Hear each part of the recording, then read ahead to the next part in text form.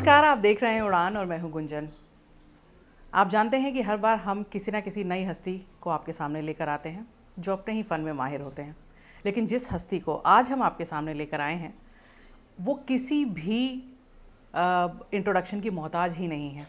वो अपने आप में ही ऐसी हस्ती हैं जो इतना कुछ कर चुके हैं कि सिर्फ आप दर्शन मात्र से ही अपने आप को बिल्कुल संपन्न समझेंगे। बहुत ज़्यादा आपका समय ना लेते हुए मैं आपको मिलवाना चाहती हूँ भजन सम्राट अनूप जलोटा जी से। अनूप जी, नमस्कार। बहुत बहुत स्वागत पूरी दैनिक भास्कर टीम की तरफ से आपका। धन्यवाद। और आज मैं इतना खुश हूँ कि आज एक बहुत सुंदर मकसद के लिए मैं आया हूँ। आज नीना खन्ना जी का जन्मदिन है और ये एक बहुत स्पिरिचुअल हस्ती हैं। क्या हम ऐसे ऐसे लोगों को जब मिलते हैं तो हम बहुत कुछ सीखते हैं, बहुत कुछ पा जाते हैं आगे भविष्य को सुंदर करने के लिए। आपको जो विद्या प्राप्त है, जो ज्ञान प्राप्त है, वो लोगों को हील करता है। किसी को कोई कष्ट हो तो नीना जी उसके साथ अगर 10 मिनट बैठ जाएं तो उसको वो अनुभव होगा कि जो भी तकलीफ़ थी वो दूर हो गई। तो मैं आज जो इनसे मिला हूँ, बातें तो हमने इनसे बहुत की हैं फ़ोन पे, जी तो बहुत खुशी है कि आज मुझे इस अवसर पर यहाँ आने का मौका मिला है और इनके जन्मदिन के अवसर पर मैं आज लोगों को भजन सुनाऊंगा जिसमें इनके परिचित हैं, इनके दोस्त हैं, परिवार है। तो बड़ा आनंद आएगा। इस बहाने आपसे भी मुलाकात हो। जी, बहुत बहुत शुक्रिया। और मैं तो यही कह रही थी अपनी टीम से कि ये बड़ा अद्भुत सौभाग्य मुझे प्राप्त हुआ आपके बर्थडे पर भी नीना जी। और आपसे मुलाकात आज तक सिर्फ टीवी पर देखा था, आज मुझे गूज़बम्स हो रहे हैं आपको सामने देख आज मैं टीवी से बाहर आ गया। थोड़ा सा आपके बारे में जानना चाहेंगे। It's been around 50 years in the industry, brilliant music, और कौन नहीं जानता आपको। जॉनर जो आपका है वो बिल्कुल आध्यात्मिक रहा है, पर कोई और म्यूज़िक जो आपके दिल के करीब हो वो आपका एंगल हम जानना चाह मैं रहे तो हैं। माइकल जैक्सन का संगीत बहुत पसंद करता हूँ। जी मैं बीटल्स को बहुत पसंद करता हूँ जी और हमारे देश के जितने कलाकार हैं उन सबको, पंडित रविशंकर जी से लेके सोनू निगम तक, जी सबसे मेरा परिचय भी रहा है, परिचय है। जी तो मैं सबको सुनता हूँ और कुछ ना कुछ सीखने को मिलता है। सब में कोई विशेषता है तभी उनका नाम हुआ है, यूं ही नहीं हो गया। जी तो वो जो विशेषता है वो लोगों में अपनी जो होती है वो सीखनी चाहिए, उनसे मिल के वो अपने जीवन में उतारने की कोशिश करनी चाहिए।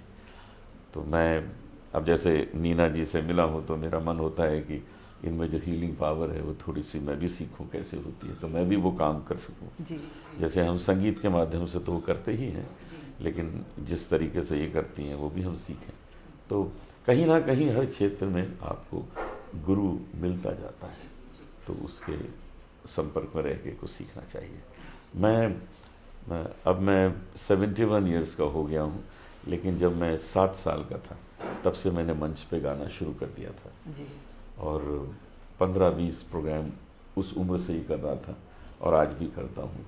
15-20 शहर घूमता हूँ हर महीने और मैं देखता हूँ कि दुन लोगों के अंदर ऐसी लगन लगी हुई है भजन की जी जी कि ये संगीत जो है लोगों को सुबह अनिवार्य संगीत हो गया है कि सुबह उठ के उनको भजन सुनना ही है। मैं नहीं कहता कि मेरा सुनना है, उनको भजन सुनना है, चाहे वो लता जी का हो, चाहे वो हरिओम शरण जी का हो, चाहे मेरे पिताजी का हो, लेकिन उनको सुबह उठ के डिवोशनल म्यूज़िक सुनना है। जी तो ये जो एक अनिवार्यता आ गई है जीवन में, उसने लोगों को बहुत सुंदर बना दिया। जी। अनूप जी, एक और आयाम है आपका कि आपने एक्टिंग भी करी है फिल्मों में। हाँ हाँ, हाँ, सब कुछ करते हैं। सब कुछ करते हो आप, हरफन मौला तो है ही। मैं तो प्रोड्यूस भी करता हूँ मूवीज़, डायरेक्शन देता हूँ, मैं म्यूज़िक डायरेक्शन देता हूँ, प्लेबैक सिंगिंग करता हूँ।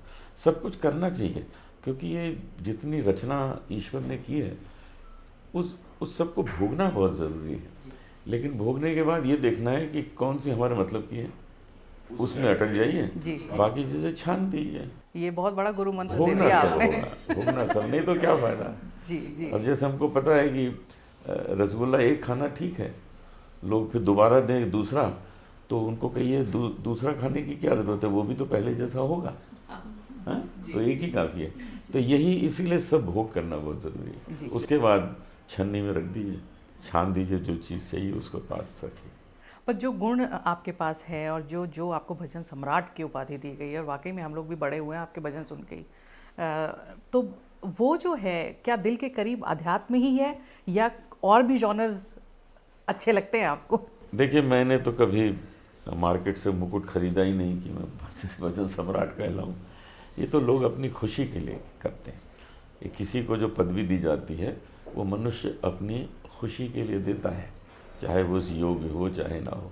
अब देखिए शिरडी में शिरडी बाबा बैठे हुए हैं अपने आसन पर, उनको 1 करोड़ का मुकुट पहनाया हुआ है। वो तो फकीर थे, उनको क्या मतलब कि 1 करोड़ का है या 1 रुपए का है, लेकिन भक्त अपनी खुशी के लिए उनको पहनाता है। तो लोग अपनी खुशी के लिए हमको भजन सम्राट कहते हैं, ठीक है वो खुश रहें, लेकिन मुझे पता है असली भजन सम्राट कौन है। मेरे पिता मेरे गुरु ही भजन सम्राट है, जिनसे मैंने सीखा। जी, ये आपका बड़प्पन है अनूप जी। और एक चीज़ और बताइए कि अब इतना आपने कर लिया, बहुत कुछ, मतलब हम तो आपको यही जानते हैं कि आपने बहुत कुछ किया है, अब आगे क्या प्लान्स हैं आपके? देखिए आगे बहुत कुछ बाकी है। आज हमारा देश एक ऐसी उन्नति के रास्ते पे चल रहा है कि हमें इसको और आगे ले जाना है। हमें अपने देश की छवि को और आगे ले जाना है। आज इतनी अच्छी छवि देश की हो गई है कि हम अमेरिका, इंग्लैंड, कहीं भी इमिग्रेशन ऑफिसर को मिलते हैं वीज़ा लगाने, तो वो मुस्कुरा के देखता है इंडियन पासपोर्ट। वहीं पाकिस्तानी कोई खड़ा हो, उसका पासपोर्ट देखता है तो उसको साइड में खड़ा कर देता है, जरा उधर खड़े हो जाओ। इंडियंस की जो रिस्पेक्ट बनी है, हमारे देश की जो रिस्पेक्ट बनी है पूरे संसार में, हमें उसको अपने कला से और आगे बढ़ाना। जी, मुझे लगता है जो आप रिस्पेक्ट की बात कर रहे हैं अनूप जी, ये आप जैसे लोगों की वजह से ही बनी है।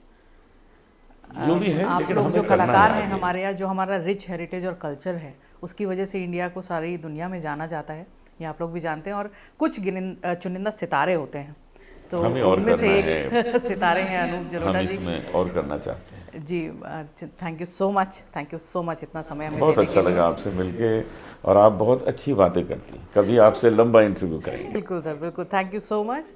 तो आपने देखा उड़ान, अगली बार फिर मुलाकात होगी, तब तक के लिए नमस्कार।